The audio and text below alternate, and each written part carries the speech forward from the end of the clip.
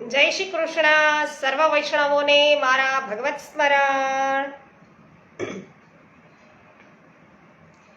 ચિંતા સંતાન હંતારો યદપાદાંબુજરેણવઃ શ્વ્યાનાંતા નિજાચાર્યાન પ્રણમામિ મુહુર્મુહુ યદનો ગ્રહતો જંતુ સર્વદુઃખાતિગો ભવેत् તમહં સર્વદા વંદે શ્રીમદ્વલ્લભનંદનમ અજ્ઞાનતિમિરાન્ધસ્ય જ્ઞાનાંજનશલાકયા ચક્ષુરુન્મિલિतं મેન તસ્मै શ્રીગુરવે નમઃ.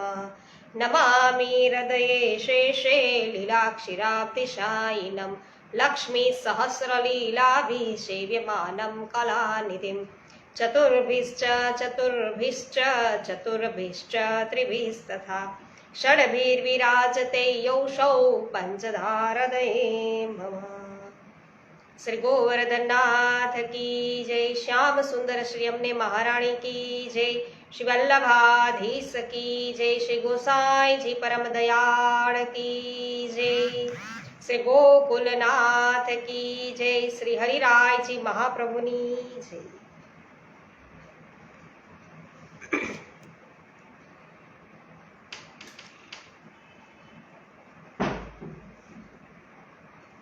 રમેશભાઈ ચાંગાણી સર્વપ્રથમ ઉપસ્થિત થઈ ચૂક્યા છે. જય શ્રી કૃષ્ણ રમેશભાઈ.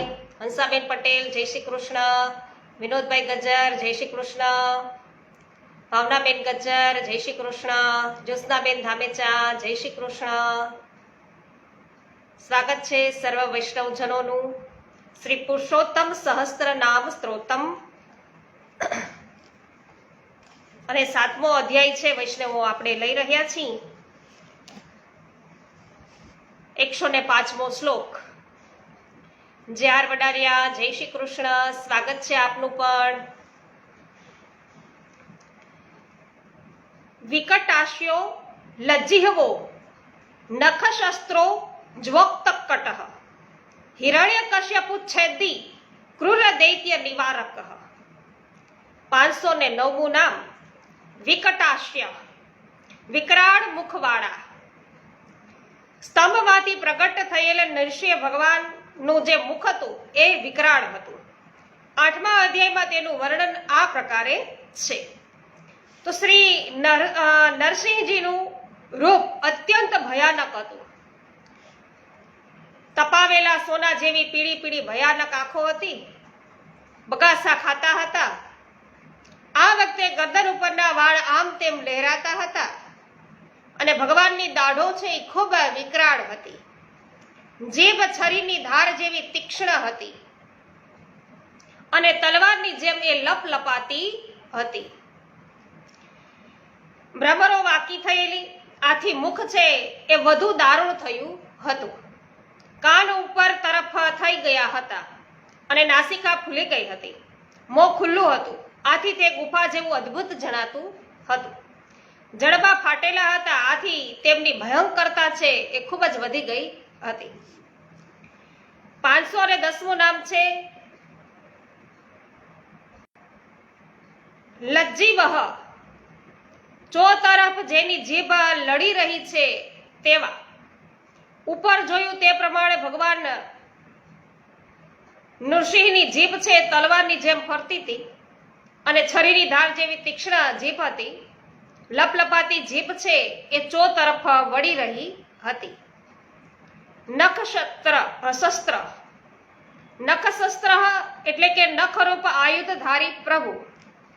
હિરણ્યકશ્યપુએ અત્યંત દારૂણ તપ કર્યું. બ્રહ્માજીએ છે એમને પ્રસન્ન કર્યા અને બ્રહ્માજીએ એમને વરદાન માંગવા કહ્યું. એટલે દૈત્યે એવું માંગ્યું કે મારું મૃત્યુ મનુષ્ય કે પશુ, પ્રાણી કે અપ્રાણી, દેવતા કે દૈત્ય અથવા તો નાગ વગેરેથી થાય નહીં. તો મારું મૃત્યુ અંદર કે બહાર, દિવસે કે રાત્રિએ આપે બનાવેલ પ્રાણીઓના સિવાય કોઈ પણ જીવથી, અસ્ત્રથી, શસ્ત્રથી મૃત્યુ પૃથ્વી કે આકાશમાં ક્યાંય પણ થાય નહીં. તો ન નરેહ ન મૃગૈરપી. આવું વરદાન હોવાથી ન મનુષ્ય કે ન પશુ એવું મિશ્ર નર અને હરિનું સ્વરૂપ ભગવાને ધારણ કર્યું હતું. નખની ગણતરી શસ્ત્ર કે અસ્ત્રમાં થતી નથી. દૈત્યને ઋષિજીએ નખથી ચીરી નાખેલો છે. 512મું નામ છે જવોત્કટઃ. યુદ્ધના વેગને લીધે ન સહન કરી શકાય તેવા દૈત્ય ઢાલ અને તલવાર લઈ અને પ્રભુને મારવા દોડ્યો. તે વખતે તે બાજની જેમ ખૂબ વેગથી ઉછળકૂદ કરતો હતો. ઢાલ તલવારના દાવથી અજમાવતો હતો. તે વખતે ભગવાને ઊંચા સ્વરથી પ્રચંડ અટ્ટહાસ્ય કર્યું. દૈત્ય છે એનાથી આંખો બંધ થઈ ગઈ દૈત્યની, અને ભગવાને અત્યંત વેગથી ઝાપટ મારી અને પકડી લીધો. તો એક સાપ ઉંદરને જેમ પકડી લે તેવું લાગતું હતું. તો 8મા અધ્યાયમાં મહાજવઃ એ શબ્દ છે, એનો આ અનુવાદ છે. 513મું નામ છે હિરણ્યકશ્યપુચ્છેદી. હિરણ્યકશ્યપુને ચીરી નાખનારા. ભગવાને દૈત્યને પકડ્યો. દૈત્ય ભગવાનના હાથમાંથી છૂટવા છટપટાતો હતો. ભગવાન તેને રાજ્યસભામાં દરવાજા પર લાવ્યા. પોતાની જાંઘો પર એને છે પાડી દીધો. એક ગરુડ સાપને ચીરી નાખે તેમ રમત માત્રમાં દૈત્યને નખોથી ફાડી નાખ્યો. 514મું નામ છે ક્રૂર દૈત્ય નિવારકઃ. દૈત્યના ક્રૂર અનુચરોનો નાશ કરનારા. ભગવાને પોતાના તીક્ષ્ણ નખોથી દૈત્યનું કલેજું ફાડી તેને જમીન પર પટકી દીધો. તે સમયે હજારો દૈત્ય દાનવો હાથમાં શસ્ત્રો લઈને ભગવાન પર પ્રહાર કરવા લાગ્યા. તો ભગવાને પોતાની ભુજાઓ છે એ ભુજારૂપી સેનાથી લાતોથી અને નખરૂપી શસ્ત્રોથી ચારે બાજુ તેમને ખેંચીને મારી નાખ્યા. તો ઘણા બધા દૈત્યો બીજા હતા, દાનવો હતા, એ પણ હાથની અંદર શસ્ત્રો લઈ અને ભગવાન પર પ્રહાર કરવા આવેલા. વિનોદભાઈ જય હો, ગિરીશભાઈ પરીખ, પાવતીબેન ઠુમર, હસુબેન પટેલ, જયંતિભાઈ ઉંદાત, બિપિનભાઈ ડોબરિયા, મનીષાબેન અગેરા, મનસુખભાઈ ગજેરા, જયશ્રીબેન થાનકી, લલિતાબેન અકબરી, રાજુભાઈ, રજનીકભાઈ ચીખલિયા, હેમાબેન ગુજરાતી, સર્વ વૈષ્ણવજનોનું સ્વાગત છે. ત્યારબાદ 106 શ્લોક આપણે લઈએ છીએ. સિંહાનસ્થન સ્થ ક્રોધાત્મા લક્ષ્મીભય વિવર્ધન બ્રહ્માદ્યંત્યંત ભયભૂ અપૂર્વાચિંત્ય રૂપધ્રુક. 515મું નામ સિંહાસનસ્થ. સિંહાસન પર બિરાજનારા. હિરણ્યકશ્યપુને માર્યો તે વખતે ભગવાનના વાળના હલન ચલનથી વાદળો છે એ તિતર બિતર એટલે કે આમ તેમ થવા લાગ્યા. આંખોમાંથી જ્વાળાઓ નીકળતી હતી. આનાથી સૂર્ય વગેરેના તેજ છે ઝાંખા પડ્યા. તેમના શ્વાસના ધક્કાથી સમુદ્ર છે એ ક્ષુબ્ધ થઈ ગયા. તેમના સિંહનાદથી હાથીઓ બધા હતા એ પણ ભયભીત થઈ ગયા અને અવાજ કરવા લાગ્યા. ગરદનવાળા વાળ સાથે દેવતાઓના વિમાન છે એ અસ્તવ્યસ્ત થયા. સ્વર્ગ ડોલવા લાગ્યું. પગના પછડાટથી ધરતી કંપ આવ્યો અને પર્વતો ઉડવા લાગ્યા. આ વખતે ભગવાનનો સામનો કરનાર કોઈ દેખાતું નહોતું. આમ છતાં તેમનો ક્રોધ હજુ વધતો જ જતો હતો. હવે તે દૈત્યની રાજસભામાં ઊંચા સિંહાસન ઉપર જઈને બિરાઈ ગયા. 516મું નામ છે ક્રોધાત્મા. અત્યંત ક્રોધથી પૂર્ણ જેમનો આત્મા સ્વરૂપ છે, બરાબર, આત્મા છે સ્વરૂપ છે એ. તો ઋષિજી નૃપાસન એટલે કે રાજ્યાસન પર બિરાજ્યા. આ વખતે તેમનો ચહેરો ખૂબ જ તેજોમય હતો. ચહેરો ક્રોધવાળો ભયંકર હતો. આથી કોઈએ તેમની પાસે જવા સાહસ કર્યું નહીં. 517મું નામ છે લક્ષ્મી ભય વિવર્ધન, લક્ષ્મીજીના ભયને વધારનારા. દૈત્યના મર્યા પછી પ્રભુ શાંત થયા ન હતા. બ્રહ્મા, ઇન્દ્ર, શંકર, ઋષિઓ, પિતૃઓ, સિદ્ધિઓ અને પાર્ષદો વગેરે આવ્યા. તે બધાએ દૂરથી અલગ અલગ રીતે પ્રભુની સ્તુતિ કરી. આનાથી પણ પ્રભુ શાંત ન થયા. પ્રભુનો બીજો છેડો દેખાતો ન હતો. તો ભગવાન હજુ શાંત નથી. હવે દેવતાઓએ લક્ષ્મીજીને મોકલ્યા. લક્ષ્મીજીએ ભગવાનનું મહાન અદ્ભુત રૂપ જોયું. લક્ષ્મીજીને ભય લાગ્યો. તેઓ પણ પ્રભુ પાસે જઈ ન શક્યા. તેમણે પ્રભુનું આવું સ્વરૂપ ક્યારે પણ જોયું નહોતું. લક્ષ્મીજીએ પણ પ્રભુનું આવું સ્વરૂપ ક્યારે નિહાળેલું નહીં અને સાંભળ્યું પણ ન હતું. આથી તેઓ પણ ભય અને શંકાથી પાસે ન ગયા. નો પેયાય. તો 518મું નામ છે બ્રહ્માદ્યંત ભયભૂ, બ્રહ્માજી વગેરેને અત્યંત ભય ઉત્પન્ન કરનારા. નૃસિંહ ભગવાનના સ્વરૂપ અને ક્રોધથી બ્રહ્માજીને ભય થયો અને બ્રહ્માજીએ જ દૈત્યને વરદાન આપ્યું હતું. આથી ભગવાનને આવું વિચિત્ર રૂપ લેવું પડ્યું. આથી બ્રહ્માજી છે ને અત્યંત ભયભીત થયા, ભય થયો. 519મું નામ છે અપૂર્વાચિંત્ય રૂપ ધ્રુક, અપૂર્વ અને અચિંત્ય રૂપ ધારણ કરનારા. નૃસિંહ સ્વરૂપ અગાઉ કોઈએ જોયું ન હતું. આવું સ્વરૂપ ભગવાને પહેલા છે લીધેલું ન હતું. આથી તે અપૂર્વ સ્વરૂપ કહેવાય. કોઈની પણ કલ્પનામાં આવી શકે તેવું ન હતું. આથી અચિંત્ય કહેવાય. પાર્ષદો તો નિત્ય ભગવાનની સમીપમાં રહે છે, છતાં સ્તુતિમાં ગાય છે કે હે શરણાગત વત્સલ, હે લોકોને શાંતિ આપનારા પ્રભુ, આ અલૌકિક નૃસિંહ રૂપ અમે આજે જ જોયું. આ પાર્ષદોના નામ સુનંદ, કુમુંદ વગેરે હતા. શિલ્પાબેન લુણાગરિયા, જગદીશભાઈ લુણાગરિયા, સ્વાગત છે આપનું. કમલેશભાઈ ભારદ્વાજ, સ્વાગત છે. કિરીટભાઈ સાપરિયા, સ્વાગત છે. જય હો. કૃષ્ણાબેન સુદાણી, આપનું સ્વાગત કરું છું. હેમાબેન ગુજરાતી, જય હો, સ્વાગત છે આપનું પણ.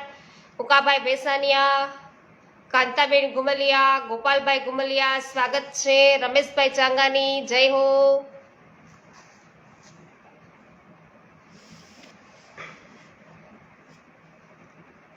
107મું નામ છે, 107મો શ્લોક લઈએ છીએ. ભક્તૈક શાંત હૃદયો ભક્ત સ્તુતય સ્તુતિ પ્રિય ભક્તામ ગલેહ નો ઉદ્ધર ક્રોધ પુંજ પ્રસાદંતી. 520મું નામ ભક્તૈક શાંત હૃદય, કેવળ ભક્ત માટે જ જેમનું હૃદય શાંત છે, કેવળ ભક્ત દ્વારા જ જેમનું હૃદય છે એ શાંત થાય, એવા ઋષિ ભગવાન બ્રહ્માજી વગેરે દેવો કે લક્ષ્મીજીથી શાંત ન થયા. એ તો ભક્તોથી જ શાંત થાય. તો આટલા પ્રભુને ભક્તો છે ને પ્રિય છે. એનો અર્થ એમ થયો કે લક્ષ્મીજી કરતા પણ પ્રભુને એના ભક્તો વધારે પ્રિય છે. બોલો. તો ત્યારે બ્રહ્માજીએ પ્રહલાદજીને એવું કહ્યું કે હવે તમે જ નજીક જઈ અને પ્રભુને શાંત કરો. પ્રહલાદજી તો ભગવાનના પરમ પ્રેમી છે. તેઓ ધીરેથી ભગવાન પાસે ગયા, 2 હાથ જોડ્યા અને પૃથ્વી પર સાષ્ટાંગ દંડવત કર્યા. ભગવાને જોયું કે એક નાનો બાળક મારા ચરણો પાસે પડ્યો છે. તો પ્રભુનું હૃદય છે દયાથી ભરાઈ ગયું. પ્રહલાદજીને ઊભા કર્યા, તેમના માથા પર હસ્તકમલ ધરી દીધો પ્રભુએ. તો આવા ભક્ત વત્સલ પ્રભુ છે. જય હો હેમાબેન, આભાર આપનો. મનીષાબેન અઘેરા, જય હો. 521મું નામ છે ભક્ત સ્તુતત્ય, એટલે કે ભક્તથી સ્તુતિ કરવા યોગ્ય અથવા ભક્તથી સ્તુતિ પામેલા. તો ભગવાનના કર કમલો સ્પર્શ થતા પ્રહલાદજીને પરમાત્મા તત્વનો સાક્ષાત્કાર થયો. તો આપણે જોયું કે પ્રભુએ પોતાનો હસ્તકમલ છે એના માથા ઉપર ધર્યો પ્રહલાદજીના, એટલે પ્રહલાદજીને પ્રભુનો સ્પર્શ થયો, અને જેવો સ્પર્શ થયો એટલે એમને તરત જ પરમાત્મા તત્વનો સાક્ષાત્કાર થયો. તેમણે ભગવાનના ચરણ કમલ પોતાના હૃદયમાં ધારણ કર્યા અને સમગ્ર શરીરમાં પ્રેમની ધારા છે એ પ્રવાહિત થવા લાગી. નેત્રોથી આનંદના અશ્રુ છે એ ઝરવા લાગ્યા. પ્રહલાદજીનું હૃદય ભાવપૂર્ણ થયું અને ભાવ સમાધિ લાગી.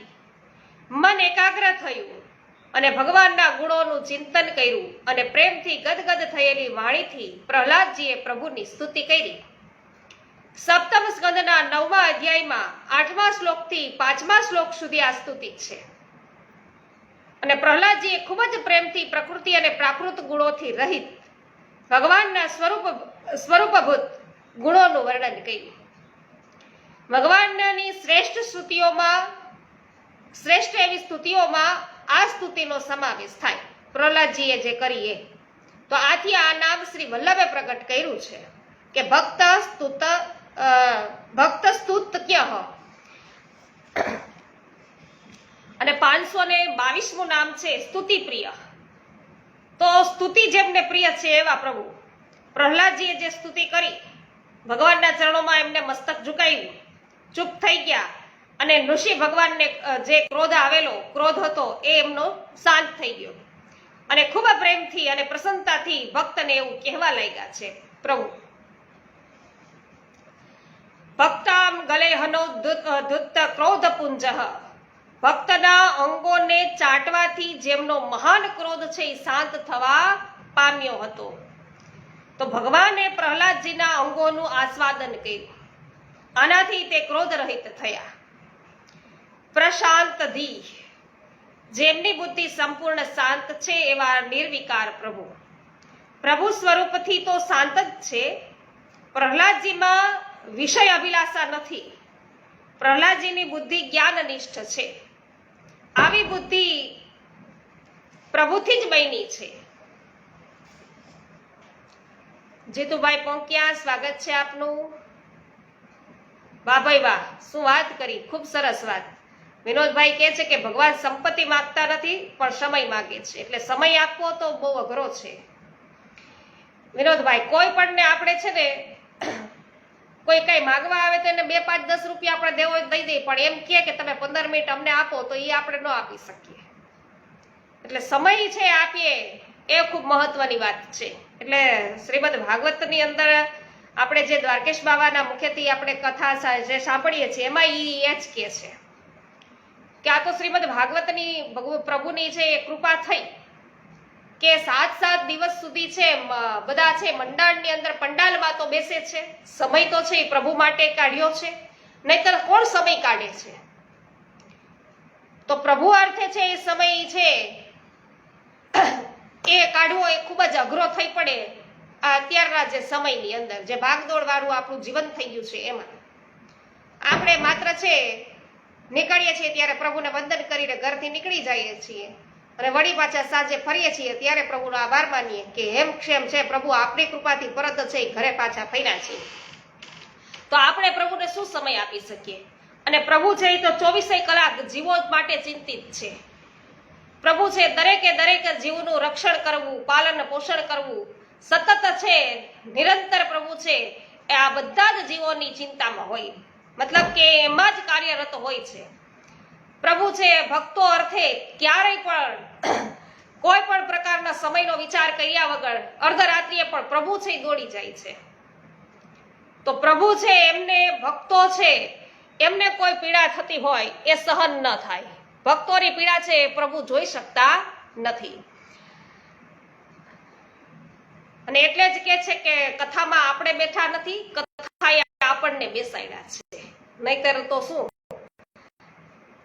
તો આ સત્સંગ છે એમાં આપણે બેઠા નથી, સત્સંગે આપણને અહીંયા બેસાડ્યા છે આટલો સમય કે આપણે સાથે બેસીને 20-25 મિનિટ સાથે સત્સંગ હિસાબે આપણે એક જગ્યાએ બેઠા છીએ.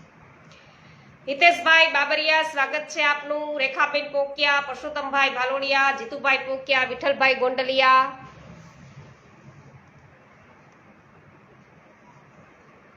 ગિરધરભાઈ પટેલ, વાહ ભાઈ વાહ. નીતાબેન પટેલ, સ્વાગત છે આપ સર્વ વૈષ્ણવોનું. સતીશભાઈ મોરી, સ્વાગત છે આપનું. ઘણા દિવસ પછી આપ દેખાયા, ખૂબ સરસ, મને તો આનંદ થયો. હા, વિનોદભાઈ ને પૂછી જોઈશું હો પાવતીબેન, ચોક્કસ. મને એવું હતું કે હું છેલ્લે તમને પૂછું કે તમને મળી ગયો જવાબ. આપણે વિનોદભાઈને પૂછીશું મેસેન્જરમાં પ્રશ્નનો જવાબ, બરાબર ને? અને વિનોદભાઈ જો ખૂબ સરસ કરી, આભાર તમારો. 108મો શ્લોક છે, આપણે લઈએ. સ્મૃતિ માત્ર ભયત્રાતા બુદ્ધ બુદ્ધિ પ્રદાયક ગોરુ પધાર્ય મૃતા પાહા શિવકીર્તિ વિવર્ધના. 525મું નામ છે સ્મૃતિ માત્ર ભયત્રાતા, એટલે કેવળ સ્મરણ માત્રથી ભયમાંથી રક્ષણ કરનાર પ્રભુ છે. તો અનેક ભક્તોએ છે પ્રભુનું સ્મરણ કર્યું. ભગવાને આ ભક્તોને ભયમુક્ત કર્યા છે. ભગવાન છે ને દયાળુ છે, તો સ્નેહથી સ્મરણ કરે તેને તો તારે જ તારે, પ્રભુ તારી જ દે. અરે સ્નેહ વગર ના હોય ને, પ્રભુમાં જેને સ્નેહ છે તો બરાબર, પણ સ્નેહ વગર ના છે અને સ્મરણ કરે ને તો પણ પ્રભુ તો તારે જ છે. એટલે દયારામ ભાઈ છે એ પોતે કે છે ને 22મા ચંદ્ર વડામાં એવું કે છે કે કંસ શિશુપાળ કુબજા દીકે વેરી સમરિયા શ્યામ, એ વિના નાના ભાવથી સરિયે સરિયા સર્વના કામ. ઓહો, બધાના કામ સરી ચૂક્યા, વાહ ભાઈ વાહ. આ કામ થયા તુચ્છ ભાવે, જ્યારે આ કામ છે એ તુચ્છ ભાવે કરવામાં આવ્યા હતા. શું કહેવું સ્નેહે સમરે પછી ત્યારે. આહા હા, જો તમે તુચ્છ ભાવથી પણ પ્રભુનું સ્મરણ કર્યું તો પણ છે તમારો ઉદ્ધાર છે. તો વિચાર એમ કરો કે જો તમે સ્નેહથી પ્રભુનું સ્મરણ કરો તો શું પ્રભુ આપણા પર પ્રસન્ન થાય, શું પ્રભુની કૃપાનો વરસાદ થાય. વિચાર કરો. ચિત્ત અચળ જેનું કૃષ્ણમાં લાગ્યું, આહા હા, તો ભવ સંકટ સહુ તેનું ભાગ્યું. આહા હા, બહુ સુંદર વાત કરી દયારામ ભાઈએ કે ચિત્ત અચળ જેનું કૃષ્ણમાં લાગ્યું, જેનું અવિરતપણે ચિત્ત છે શ્રી કૃષ્ણમાં લાગેલું છે, એના બધા જ ભવ સંકટ છે એ બધા જ છે એ નિવારી જાય છે, એનું નિવારણ થઈ જાય છે. તો જેઓ શ્રી કૃષ્ણને ભજે છે એની વાત કરી. 24મા ચંદ્રવડામાં દયારામભાઈ એવું કહે છે કે એકવાર આખા જન્મમાં જો શ્રી કૃષ્ણ ચરણ સ્મરાય, ખાલી એકવાર આખા જન્મમાં એકવાર જો શ્રી કૃષ્ણ ચરણ સ્મરાય, પ્રભુના ચરણોનું સ્મરણ કરો તો દર્શન યમદૂતનું કદી સ્વપ્ને ન થાય. આહા હા હા, તો સ્વપ્નમાં કોઈ દી યમદૂતના દર્શન ન થાય તો પછી મૃત્યુ પછી લેવા શું આવે? એ તો પ્રભુના પાર્ષદો જ આવે. એટલે સુરદાસજીના પદ પ્રમાણે યમલા અર્જુન ગજ દ્રુપદ સુતા વ્રજવાસીઓ વગેરેએ પ્રભુને સ્મર્યા છે, પ્રભુએ તેમને ભયથી ને બચાવ્યા છે. આવા ઘણા બધા ઉદાહરણો છે વૈષ્ણવ. તો શ્રી મહાપ્રભુજી પણ સ્મૃતિ મારતા આરતી નાસન છે. જય હો. 526મું નામ બ્રહ્મ બુદ્ધિ પ્રદાયક. બ્રહ્માજીને બુદ્ધિ આપનારા, અસુરોને વરદાનો આપતા મુશ્કેલી થાય તે અંગેની સાચી સમજણ છે એ પ્રભુ શીખવે છે કે આ તમે ગમે તો એ બધાને કે તથાસ્તુ તથાસ્તુ કરી દો, પછી મુશ્કેલી કેવી થાય? જાતના મારે છે અવતાર લેવા પડે છે પ્રભુ કે. તો અહીં ઋષિ અવતારે બ્રહ્માજીને સ્પષ્ટ એવી આજ્ઞા કરી કે હે પદ્મ સંભવ બ્રહ્માજી, આવા વરદાન અસુરોને આપવા નહીં. ક્રૂર સ્વભાવ વાળાઓને આપેલા વર અને સર્પોને અમૃત આપવા જેવા છે, આવા લોકોને વરદાન આપી દો છો તે સાપને અમૃત પાવા જેવું છે. એટલે કે આવા લોકોને કે વરદાન ન દેવાય. બ્રહ્માજીને કે પ્રભુ આવી સલાહ આપે. જય હો કેશ પાવતીબેન, જય હો જય હો. લીલાબેન જામજોધપુરથી ઉપસ્થિત છે, સ્વાગત છે. વિલાસબેન ભાલાડા, સ્વાગત છે. નાનજીભાઈ કનેરિયા, સ્વાગત છે આપનું. હા, જીવનમાં છે એ સત્સંગ છે એ જ સાચું છે. સાચી વાત કરી ગોપાલભાઈ ઘુમલિયા. વિનોદભાઈ જય હો. ભાવતીબેન ને જય શ્રી કૃષ્ણ કહી રહ્યા છે, જય હો. 527મું નામ છે ગોપ રૂપધારી, ગાયોનું સ્વરૂપ ધારણ કરનારા. તો વૈષ્ણવ આપણે જોઈએ છે કે વચ્છ બારસ આવે આપણે દિવાળીના પ્રસંગમાં, ત્યારે બ્રહ્માજીએ તો બધા વાછરડાઓ સહિત બાળકોને પણ લઈને વૈયા ગયા હતા, વ્રજ બાળકોને લઈને. 1 વર્ષ સુધી પ્રભુએ પોતાના જ સ્વરૂપમાંથી બધા વાછરડાઓ છે અને એના વ્રજ બાળકો છે બધાને છે પ્રભુએ પોતાનામાંથી જ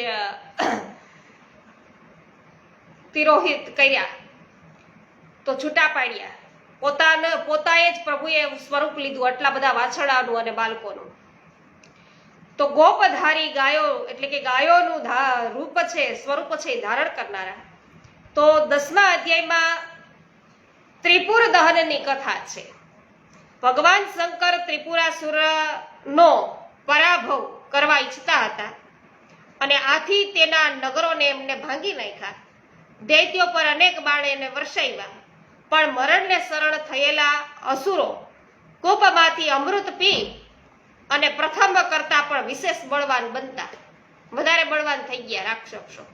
તો આ સમયે શંકરને સહાય કરવા પ્રભુએ ગાયનું રૂપ લીધું અને બ્રહ્માને વત્સ બનાવ્યા. તો ત્રિપુરાસુરની નગરીમાં જે અમૃત કૂપ હતો એટલે કે કૂવો હતો, તેનું સગળું અમૃત પાન કરી ગયા. આમ પ્રભુ છે એ ગોપધારી છે, ગોપધારી નહીં ગોરૂપધારી છે. તો અમૃતપાહા, અહીંયા અમૃતનું પાન કર્યું એટલે અમૃતપાહા કહેવાય, તે સ્વરૂપથી અમૃતનું પાન કરનારા. તો એકવાર પ્રભુ કૃપાથી દેવોએ યુદ્ધમાં અસુરોને જીતી લીધા અને અસુરો મયદાનવના શરણે ગયા. મયદાનવ માયાવીઓના પરમ ગુરુ હતો, એટલે મયદાનવે અસુરોના સોના, ચાંદી અને લોખંડના 3 વિમાન છે એ બનાવી આપ્યા.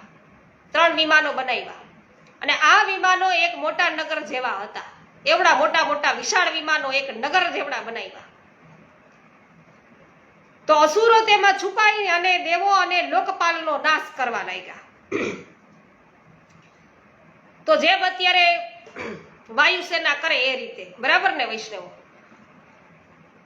તો લોકપાલોનો છે એ નાશ કરવા લાગ્યા અને બધા દેવો શંકરના શરણે ગયા. શંકરે ખૂબ બાણો છોડ્યા, એમાંથી જાણે આગની જ્વાળાઓ નીકળતી હતી અને તેનાથી અસુરોના વિમાનો રૂપી ગામો છે એ દેખાવાના બંધ થયા. બાણના સ્પર્શથી વિમાનવાસીઓ છે નિષ્પ્રાણ થયા. તો મયદાનવે એક અમૃતનો કૂપ બનાવેલો હતો. આ બધા નિષ્પ્રાણ દૈત્યોને લઈ અને આ અમૃતના કૂવામાં એને નાખ્યા. આથી અસુરો વજ્ર જેવા સુદૃઢ થઈ ગયા. તો મહાદેવજી હવે ઉદાસ થયા કે હવે શું કરવું. તેનો પ્રયત્ન છે નિષ્ફળ રહ્યો હતો. આ વખતે શ્રી કૃષ્ણ ગાય બન્યા અને બ્રહ્માજીને વાછરડા બનાવ્યા અને મધ્યાહન સમયે તેઓ તે 3 નગરોમાં ગયા અને સિદ્ધરસના કૂવાનું બધું અમૃત પી ગયા. તો પ્રભુએ શિવજીને પોતાની શક્તિથી યુદ્ધ સામગ્રી આપી. તે દ્વારા શિવજીએ દાનવો અને ત્રિપુરોનો છે નષ્ટ કર્યો અને શંકરજીનું એક નામ છે ત્રિપુરારી છે. વાહ ભાઈ વાહ. મંગલાબેન સ્વાગત છે આપનું. રમેશભાઈ પાનસુરિયા સ્વાગત છે, સુરતથી ઉપસ્થિત છે, ખૂબ સુંદર. જયશ્રીબેન થાનકી આભાર આપનો, સાચી વાત કહી રહ્યા છે, ખૂબ સરસ. સુમિત્રાબેન સાવલિયા સ્વાગત છે આપનું. જય આર વડાલિયા, જય હો.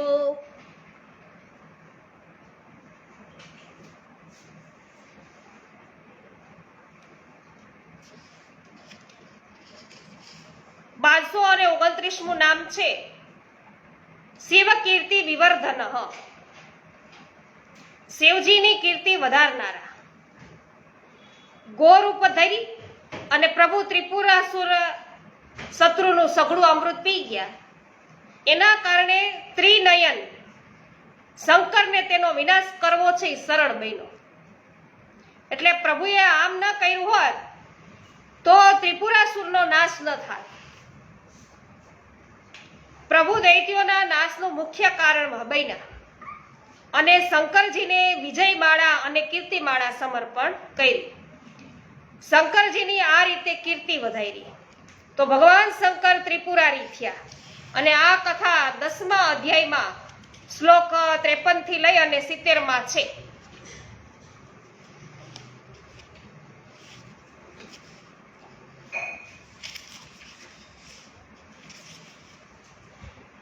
એકસો ને 9મો શ્લોક છે ધર્માત્મા, સર્વકર્માત્મા, વિશેષાત્મા, સમપ્રભુ, સંસાર મગ્ન, સ્વોદ્ધરતા,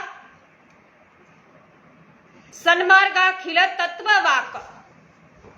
તો 530મું નામ પેલા બતાવ્યું ધર્માત્મા, ધર્મના આત્મા, ધર્મ સ્વરૂપ, ધર્મના આધાર રૂપ પરમાત્મા. ધર્મનું સ્વરૂપ મનુસ્મૃતિની અંદર પણ જણાવવામાં આવ્યું છે. તો ધૃતિ, ક્ષમા, દમ, અસ્તેય, શૌચ, ઇન્દ્રિય નિગ્રહ, ઘી, વિદ્યા, સત્ય અને અક્રોધ આ 10 લક્ષણો ધર્મના છે.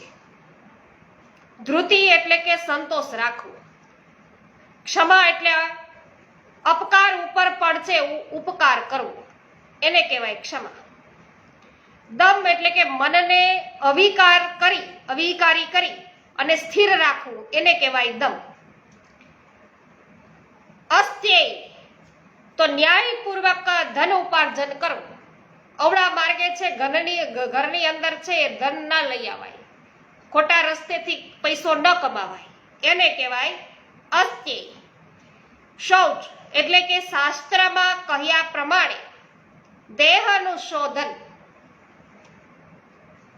એટલે કે દેહને શુદ્ધ કરવું. ઇન્દ્રિય નિગ્રહ ઇન્દ્રિયોને પોતાને વશ કરવી. ઘી એટલે શાસ્ત્ર વગેરે તત્વોનું જ્ઞાન, બુદ્ધિ. 8મું છે વિદ્યા, તો ભગવાન વિષયક જ્ઞાન મેળવવું એને વિદ્યા કહેવાય. તો સત્ય એટલે કે યથાર્થ કથન કરવું, જે કાંઈ બોલો છો એ યથાર્થ બોલવું. 10મું અક્રોધ, ક્રોધનું કારણ હોવા છતાં ક્રોધ રહિત રહેવું. કેટલું અઘરું છે. આપણે તો કારણ ન હોય તો ક્રોધિત થઈ જાય છીએ.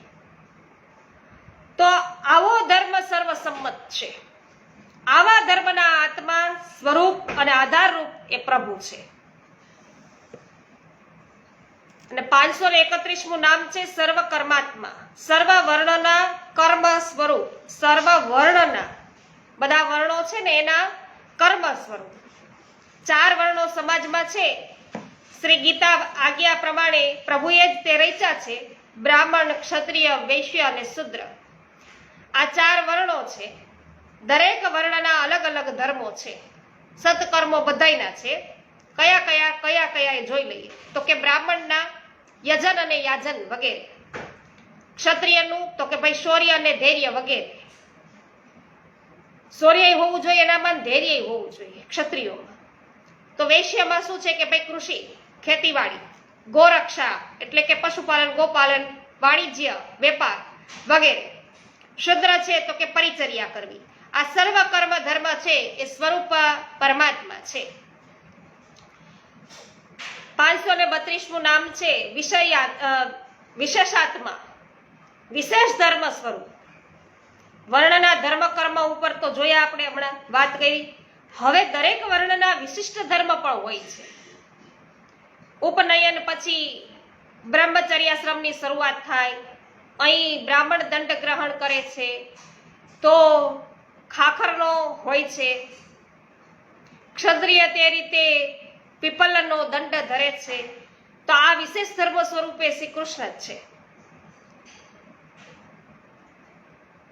તો વૈષ્ણવો આજે મારા માટે નવું છે. પીપલનો દંડ છે એ ધરે ક્ષત્રિય લોકો. તો એનામાં આવે કારણ કે એ વિધિ હોય. ધારો કે બ્રાહ્મણો છે તો એને કેમ પેલા આપણે યજ્ઞ પવિત કરીએ છીએ એ રીતે. તો 533મું નામ લઈએ છીએ આપણે, આશ્રમ પ્રભુ. ચારે આશ્રમોના સ્વામી પ્રભુ. 7મા સ્કંદમાં વૈષ્ણવો 11 થી 15 એ 5 અધ્યાયો પ્રમાણે છે. તે વૈદિક ધર્મોની ધર્મ પંચાધ્યાયી તરીકે પણ ઓળખાય છે. હવે ખરાબ વાસનાના નાશ માટે વર્ણાશ્રમ ધર્મ છે. નારદજીએ નારાયણ ભગવાન પાસે ધર્મો બધાય સાંભળ્યા છે અને તેનું વર્ણન છે કે તેઓ કરે છે. તો બ્રહ્મચર્યાશ્રમ, ગૃહસ્થાશ્રમ, વાનપ્રસ્થાશ્રમ અને સંન્યસ્તાશ્રમ છે, એમ આ 4 આશ્રમ કયા છે. તો સામાન્ય ધર્મો અને વિશેષ ધર્મો આપણે બધાએ જોયા જ છે. પુરુષ વ્યવહાર અને વ્યવસાયને વ્યવસ્થિત રાખે, વ્યવહાર અને વ્યવસાયને વ્યવસ્થિત રાખે. સ્ત્રી પોતાના ગૃહસ્થાશ્રમને વ્યવસ્થિત રાખે. તો બ્રહ્મચર્ય અને વાનપ્રસ્થ ધર્મો વનવાસ સાથે સંકળાયા છે. બ્રહ્મચર્ય અને વનપ્રસ્થ ધર્મો એ વનવાસ સાથે સંકળાયેલા છે. પછી બ્રહ્મવેદ, સ્વાધ્યાયને સાનુકૂળ આચાર અને વિચારવાળો હોય તે બ્રહ્મચારી. 25 વર્ષ સુધી બ્રહ્મચર્યાશ્રમ છે. પછી 50 થી 75 વર્ષ છે એ વાનપ્રસ્થાશ્રમ છે. શેકેલું કાચું એક વખત ભોજન, વ્યવહાર અને વ્યવસાયની વૃત્તિ અને પ્રવૃત્તિઓનો ત્યાગ, પ્રભુ પરાયણતા, આને કહેવાય વાનપ્રસ્થાશ્રમ. અને પછી 75 થી પછી સંન્યાસાશ્રમ છે એ મનમાં કોઈ પણ પ્રકારની કામના નારી, અસંગ્રહ, એકાકી વિચરણ, સર્વત્ર ભગવત દ્રષ્ટિ, વાદ વિવાદનો ત્યાગ, વૈરાગ્ય અને સંતોષ.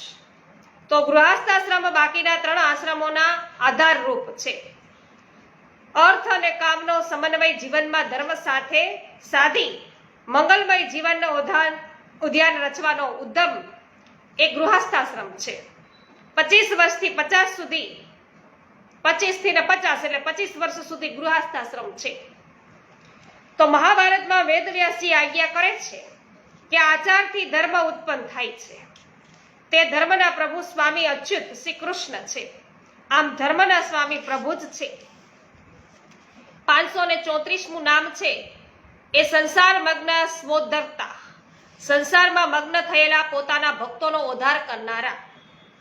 બધાય તો સંસારમાં મગ્ન થઈ ગયેલા છીએ, એવા ભક્તોનો પણ પ્રભુ ઉદ્ધાર કરે.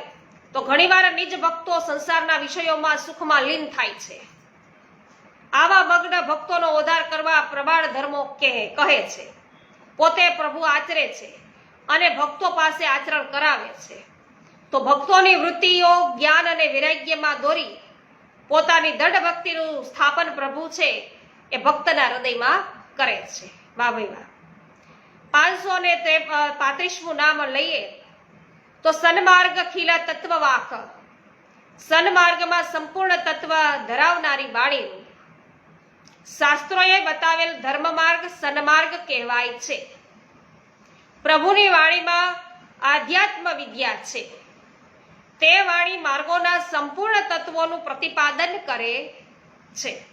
શ્રી ગીતામાં શ્રી કૃષ્ણજી આજ્ઞા કરે છે કે વિદ્યાઓમાં આત્મવિદ્યારૂપ પ્રભુ કે હું છું. આધ્યાત્મ વિદ્યા વિદ્યનામ 109મો શ્લોક છે. એમાં શું કહે છે કે આચારાત્મા સદાચાર. 536મું નામ છે આચારાત્મા.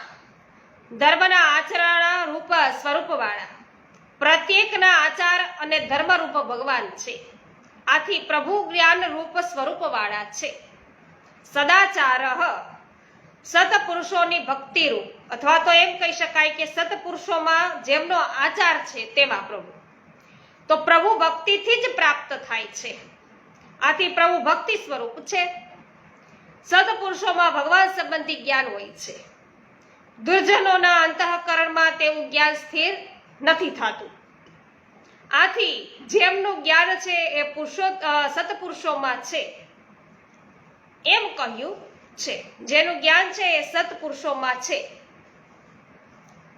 તો વૈષ્ણવો અહીં 7મા સ્કંધના 471 થી લઈ અને 537 સુધીના નામ છે પ્રભુના, એ આપણે સંપન્ન કર્યા પ્રભુ કૃપાથી.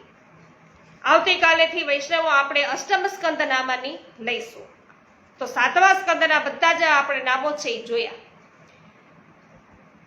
વિનોદભાઈ ગજ્જર જય હો. જ્યોત્સનાબેન વાછાણી સ્વાગત કરું છું.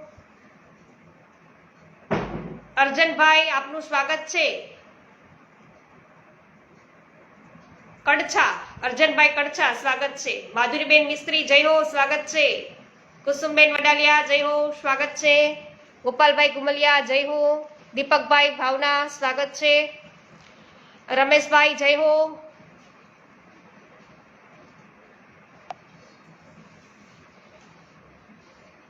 વાહ ભાઈ વાહ, ભક્તિ હાથે તો કરો જ પણ સાથે કરો. એટલે જ હું તમને કહું છું કે સાથે રહી અને આપણે બધા પ્રભુ સ્મરણ કરીએ. આને કઈ ભક્તિ તો નથી જ કહેવાતી, પણ સ્મરણ તો કરીએ ને સાથે, બરાબર ને. પ્રવીણભાઈ વસોયા જય હો, સ્વાગત છે. જય હો મંગલાબેન.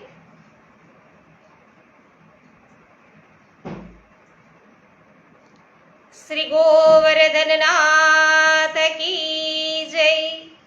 શ્યામ સુંદર શ્રી યમુને મહારાણી કી જય.